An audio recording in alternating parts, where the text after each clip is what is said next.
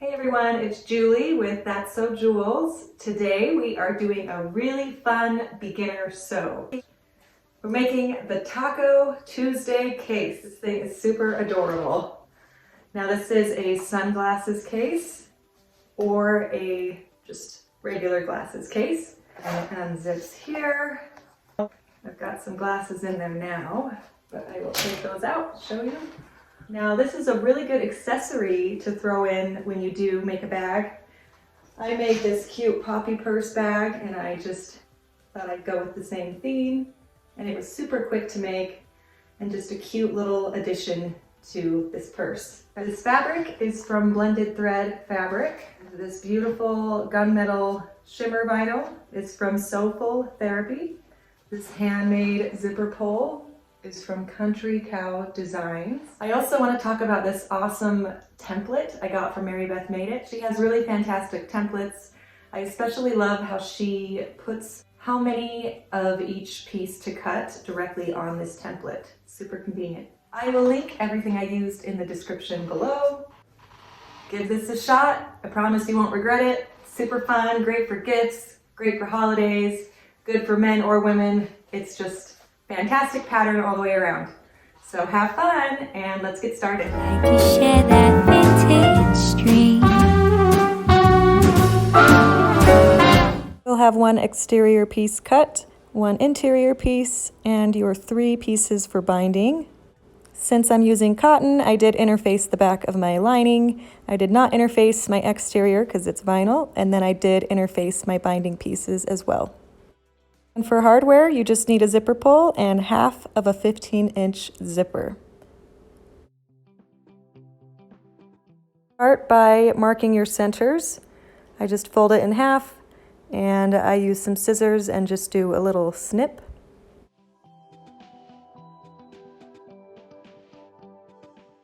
And then I'm left with this little V mark, so I know where my center is. Do the same thing with your lining piece. Grab your zipper, and we will also want to mark the center on this. You'll notice there's a front side and a back side on the zipper, and the part with the teeth showing is what we're going to call the front side. So fold it in half, and I just use a chalk pencil for this, but you could snip it if you wanted to. And I'm just going to make a little mark on the wrong side, showing where my center is. Grab your exterior piece and your zipper, and making sure the teeth are facing down, we're going to baste this on our exterior. So I start with clipping my center marks together and work my way around.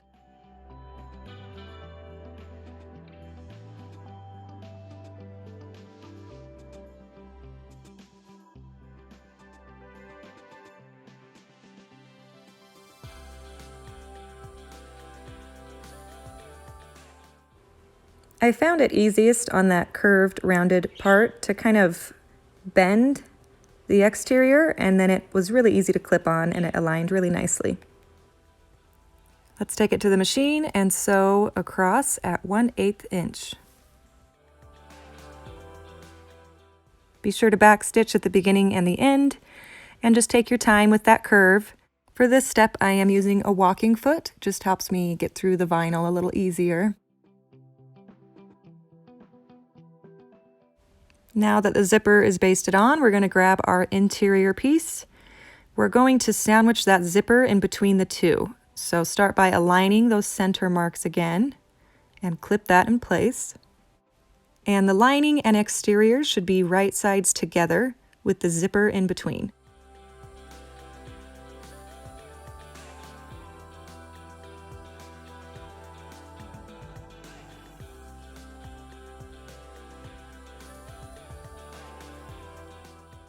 Now let's sew this all together. We're going to sew around this rounded edge at 1/4 inch. For this part, I like to use my zipper foot. I can just get closer and I can get that 1/4 inch precisely. So if you do have a zipper foot, switch it out to that foot now.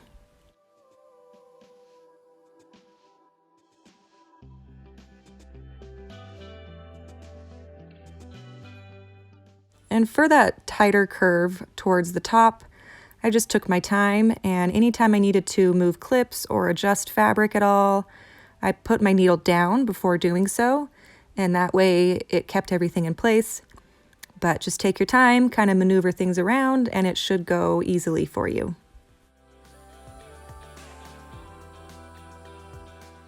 If you have any excess zipper at this point, hanging off either edge, just trim that off. And now that I'm done sewing that zipper on, I'm going to switch back to my walking foot. At this point, we want to turn it right side out. I just kind of flipped it all out and used my hand in between the two layers and pushed the zipper out. If your vinyl gets some crinkling like what mine was doing, I just grabbed an iron and I put it in between the two layers and gave it a little press and iron, and that took out the wrinkles for me. Let's top stitch around this entire curve using 1/8 inch seam allowance and back stitching at the beginning and the end. Just take your time, pull the zipper out, tug at the interior and the lining, and make sure everything lays flat and nicely, and just make your way around.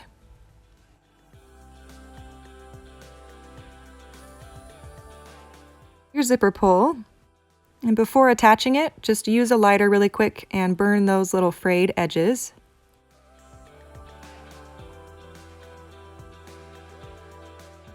And go ahead and attach that pull to the zipper.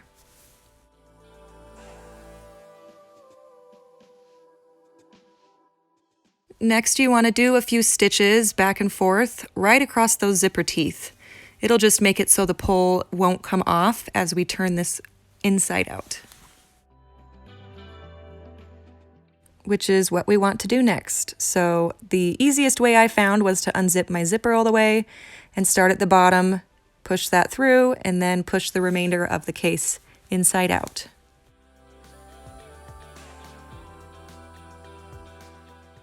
Align the two longer edges at the bottom together with all 4 layers clipped in place and sew that at 1/4 inch.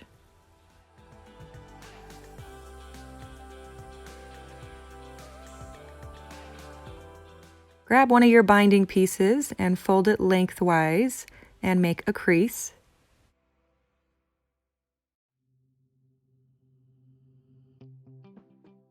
And grab one of the long edges and fold that towards that center crease, making another crease. So this is what it should look like. You should have 2 creases right there. We're going to take the side that does not have a crease on it and clip that against the raw edge of what we just sewed. We're going to sew that on at 3/8 inch. Then just move that binding out of the way and trim that down to 1/4 inch. You're trimming the actual case portion, not the binding. Fold the binding over, making sure the raw edge is tucked in. It should fold over really nicely and easily for you. Just make sure everything lays evenly, and we're going to top stitch that at 1/8 inch.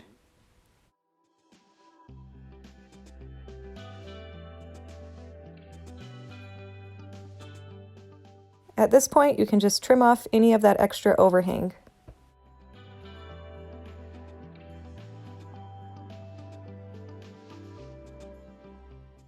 We are already almost done, so let's just box these last 2 corners and we will be done.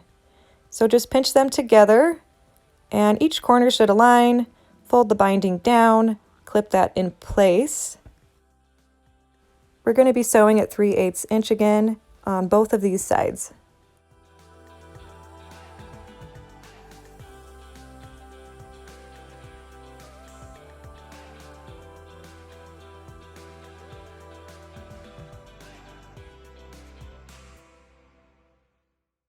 This is what you should be left with. Now we're going to add the remainder of our binding. So fold it again lengthwise, make a crease.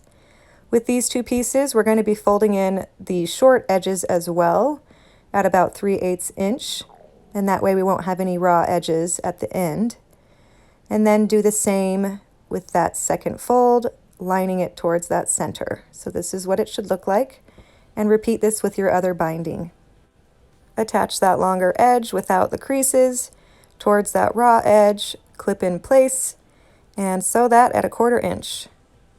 If any of these final steps get a little thick and difficult for your machine, just make sure to hand crank. Again, we're folding that binding out of the way and trimming it down to 1/8 inch on our main case raw edge. And this time, before we fold it over, you want to fold in each of those short edges to make sure that you don't have any raw edges. So fold those first and then flip it over and finish folding through those creases. Again, making sure everything aligns nicely, which it should. And then we're just going to sew that at 1/8 inch. Now that that side is done, we're just going to repeat these same steps on the other end.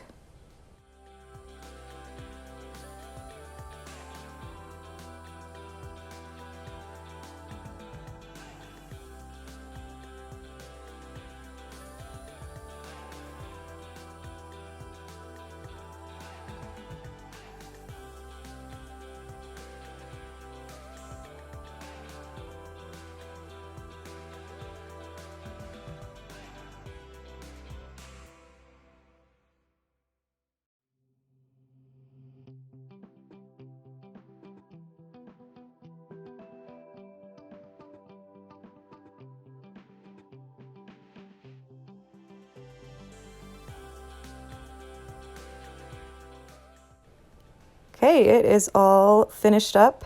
Now we just need to turn it right side out and admire all our hard work.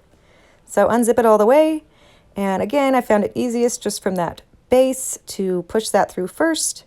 And everything else should kind of fall through nicely and easily. And then just push out your seams and all your corners. You just finished the Taco Tuesday case. I hope you enjoyed this tutorial. If you have any questions or need any help, be sure to leave a comment and I will help you out there. See you next time.